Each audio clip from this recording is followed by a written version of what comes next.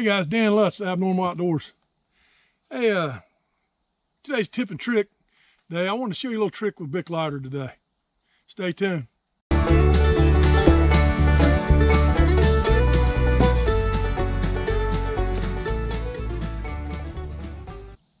There you go, guys. This is a little hack I was telling you about.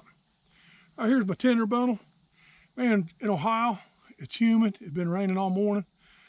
My tinder's a little bit damp. Just need a little bit extra push. I got my cigarette lighter, but I wanted to show you I've been playing with this. It works pretty good. You can see on the back of your Bic lighter that daggone safety warning. I found this out, that if your tinder just needs a little bit of help on that extra morning, just go ahead and pull that off and stick it to the bottom of your tinder pile. That's kind of crazy, but the adhesive is flammable on this. So we get it going, really just helps my tinder pile come out and get going. Come on, it's a little damp this morning.